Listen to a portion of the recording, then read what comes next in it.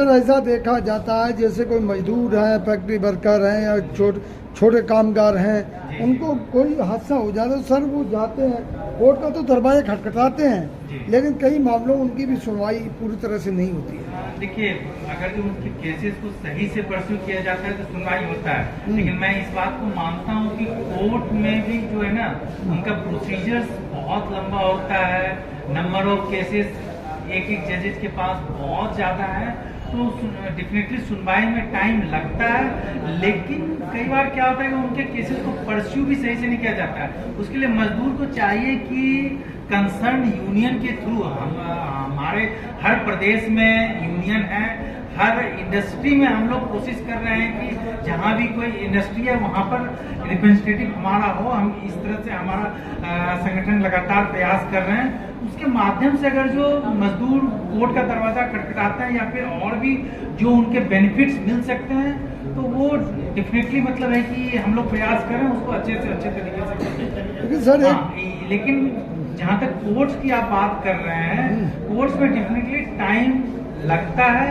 और उसके जो है ना कई रीजन्स हैं। उसके रीजन्स कुछ रीजन्स इस तरह से ये हैं कि नंबर ऑफ केसेस बहुत ज़्यादा है, उसके अपेक्षा नंबर ऑफ जजेस कम है, मतलब वर्कलोड जजेस के ऊपर भी बहुत ज़्यादा है, ये भी बहुत ज़्यादा है, ये भी एक one of the major reasons है। लेकिन हाँ, मैं इस बात को डेफिनेटली मानता हूँ कि सुनवाई अगर जो मजदूरों को क्विक रिलीफ मिलता है तो वो सबसे बेस्ट रिलीफ हो सकता है।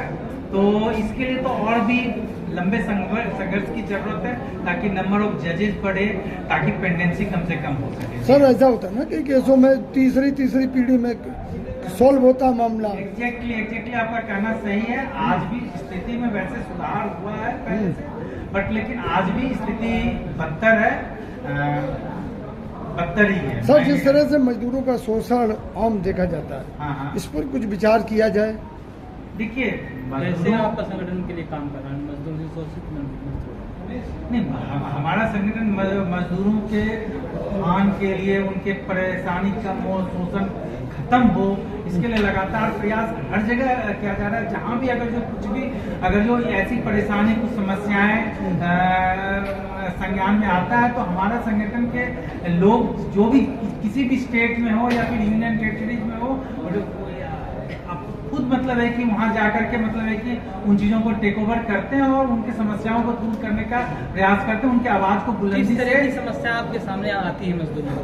कई बार ये होता है कि मजदूरों को सही जो उनका बेसिक उनका नीड्स है और उनका जो बेसिक रिक्वायरमेंट्स है वो पूरा नहीं होता। उनके जो उनको बेसिक राइट्स, उनको कुछ जो कानून में जो है ना, कुछ फर्स्ट ऑफ ऑल आपको ये मालूम है कि हर स्टेट्स में एक मिनिमम वेजेज एक्ट के तहत ये चीज है। कई बार ये देखा जाता है कि वो मिनिमम वेजेज जो हर स्टेट्स का वैसे डिफरेंट है, मैं ये नहीं कह रहा हूँ कि यूनिवर्सल है, पूरे इंडिया में अलग अलग है वो, लेकिन वो थोड़ा डिफरेंस है, 1000-2000 रुपये का डिफरेंस आता है, लेकिन वो भी जो है ना कई जगह नहीं मिलता है। तो हमारा प्रयास ये होता है हमारा संगठन का कि वो डेफिनेटली इंडस्ट्री के, क्योंकि इंडस्ट्री शोषण करना ही चाहती, सोचता है कि कम से कम पैसे में हमारा ज़्यादा से ज़्यादा काम निकले। इसके अलावा ओवर टाइम का एक बहुत बड़ा इश्यू है।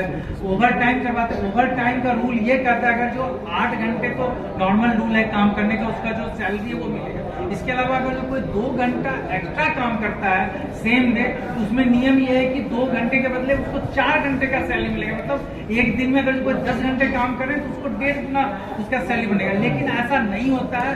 तो हमारा प्रयास होता है कि इस तरह से जहाँ भी हो रहा है तो हम अपने संगठन के माध्यम से, अपने फेडरेशन के माध्यम से, इंटेक के माध्यम से उस इंडस्ट्री के को कंपेल करते हैं कि आप मजदूरों का जो भी ड्यू है, जो भी राइट्स है, जो भी सैलरी है, आप वो प्रॉपरली पे करें और उनको बाकी जो सुविधाएं मिलना चाहिए वो भी उनको मिले।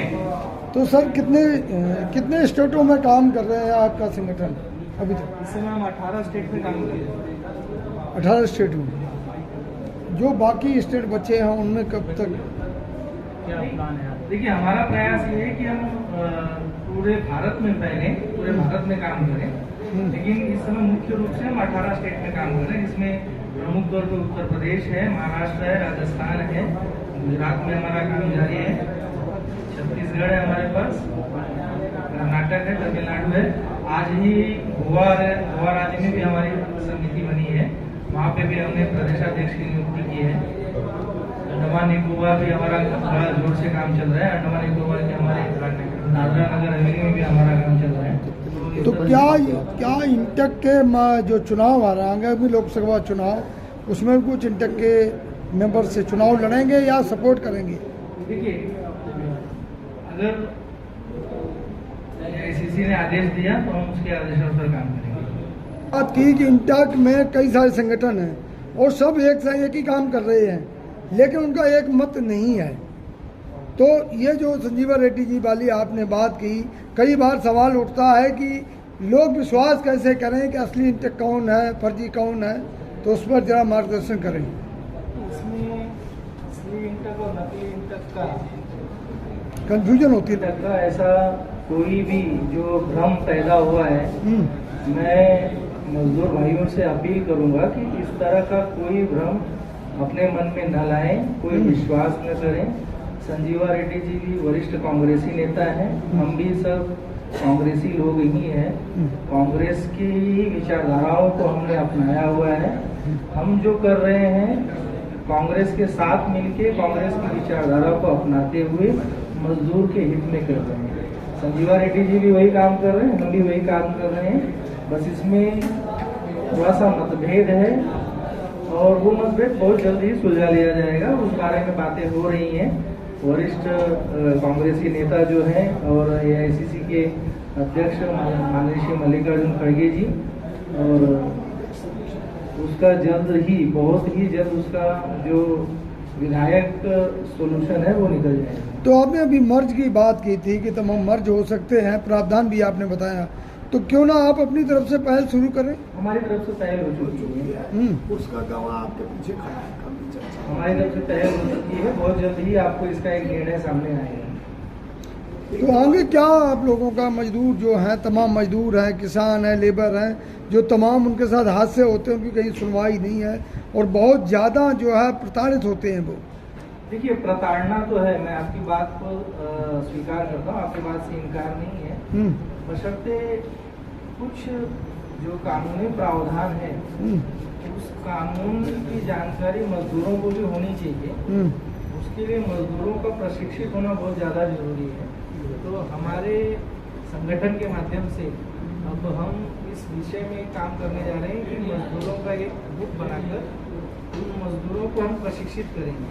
जैसे आप लोग सीनियर वर्कर्स एक्ट के अंदर आप लोगों को विभाजित किया जा सकता है। किसानों का जो एक कानून होता है उनके लिए है, कुछ कोयला माइंस वर्कर है उनके लिए की कोई समस्या है और वो अपनी समस्या को आगे लेके जाते हैं तो वहाँ भी कहीं ना कहीं ठगे जाते हैं। देखिए, ये बात एक तरह से गलत है।